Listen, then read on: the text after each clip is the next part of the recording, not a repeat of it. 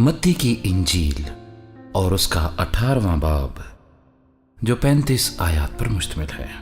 उस वक्त शागिर्द यीशु के पास आकर कहने लगे, पस आसमान की बादशाही में बड़ा कौन है?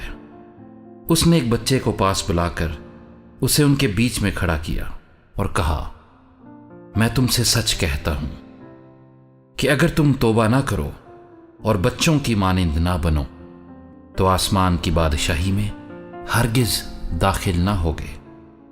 बस जो कोई अपने आप को इस बच्चे की मानिंद छोटा बनाएगा वही आसमान की बादशाही में बड़ा होगा। और जो कोई ऐसे बच्चे को मेरे नाम पर कबूल करता है वो मुझे कबूल करता है। लेकिन जो कोई इन छोटों में से जो मुझ पर ईमान लाए हैं किसी को ठोकर खिलाता है, उसके लिए ये बेहतर है कि बड़ी चक्की का पाट उसके गले में लटकाया जाए और वो गहरे समुंदर में डबो दिया जाए।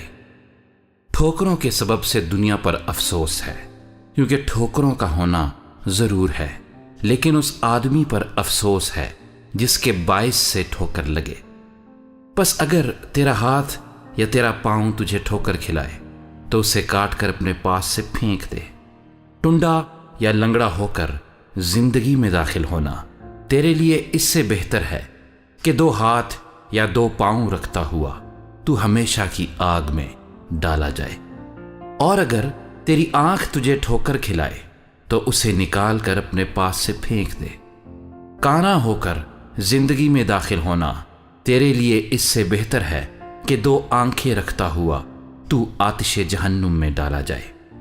खबरदार, इन छोटों में से किसी को नाचीज ना जानना, क्योंकि मैं तुमसे कहता हूं कि आसमान पर उनके फरिश्ते मेरे आसमानी बाप का मुंह हर वक्त देखते हैं। क्योंकि इब्ने आदम खोए हुओं को ढूंढने और निजात देने आया है।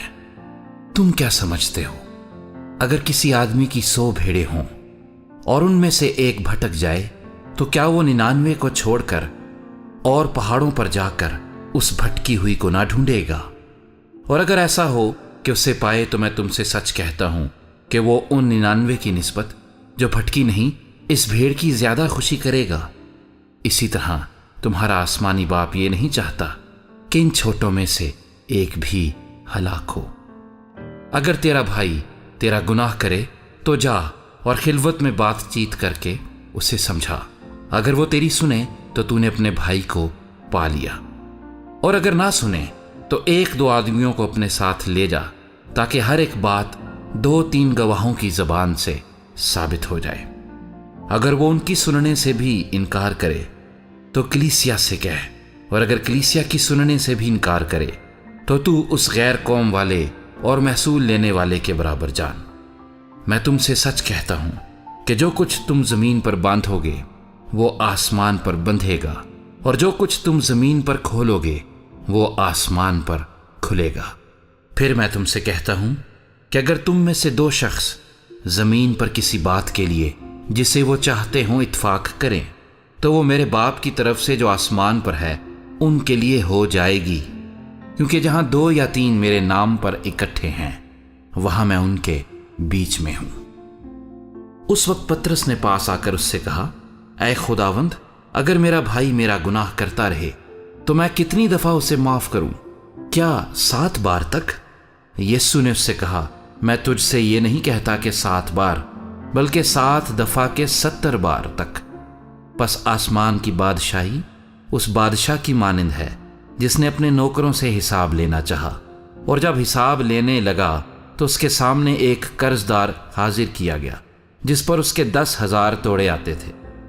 मगर चूंकि उसके पास अदा करने को कुछ ना था, इसलिए उसके मालिक ने हुक्म दिया कि ये और इसकी बीवी बच्चे और जो कुछ इसका है सब बेचा जाए और कर्ज वसूल कर लिया जाए। बस नौकर ने गिरकर उससे सिजदा किया और कहा, ऐ खुदावंद, मुझे मोहलत दे, मैं तेरा सारा कर्ज अदा करूंगा। उस नौकर के मालिक ने तरस खाकर उसे छोड़ दिया और उसका कर्ज बख्श दिया। जब वो नौकर बाहर निकला तो उसके हम खिदमतों में से एक उसको मिला जिस पर उसके 100 दीनार आते थे। उसने उसको पकड़कर उसका गला घूंटा और कहा, جو میرا آتا ہے ادا کر دے۔ پس اس کے ہم خدمت نے اس کے سامنے گر کر اس کی منت کی اور کہا مجھے مہلت دے، میں تجھے ادا کر دوں گا۔ اس نے نہ مانا بلکہ جا کر اسے قید خانے میں ڈال دیا کہ جب تک قرض ادا نہ کر دے قید رہے۔ پس اس کے ہم خدمت یہ حال دیکھ کر بہت غمگین ہوئے اور آ کر اپنے مالک کو سب کچھ جو ہوا تھا سنا دیا۔ اس پر اس کے مالک نے اس کو پاس بلا کر اس سے کہا، اے شریر نوکر، میں نے وہ سارا قرض تجھے اس لیے بخش دیا کہ تو نے میری منت کی تھی۔ کیا تجھے لازم نہ تھا کہ جیسا میں نے تجھ پر رحم کیا تو بھی اپنے ہم خدمت پر رحم کرتا؟